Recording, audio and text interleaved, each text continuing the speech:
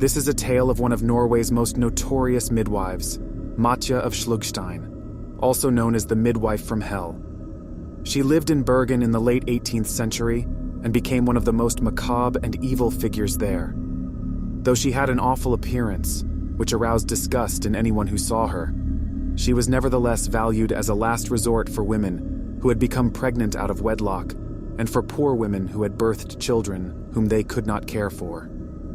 With her crooked back and despicable appearance, she mostly resembled a hag, but despite her disfigurement, she was as strong as the mightiest of men. Hidden in the darkness of the night, she went around collecting unwanted infants in her basket, which for a shilling or two, gave the children a fate considered the abortion of the day.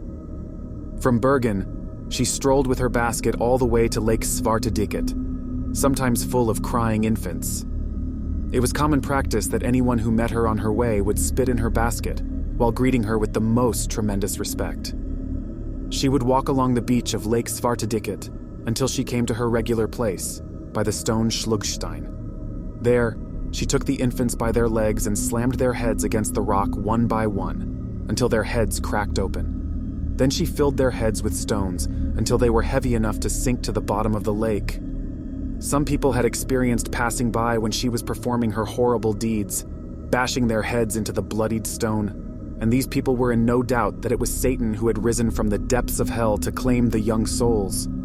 Though Matja was the gruesome fate for all these children, she wished to have children of her own. She didn't care for anyone else's unwanted child, and she couldn't have children herself, so she took several of the infants and stuffed them living into her own womb to simulate pregnancy.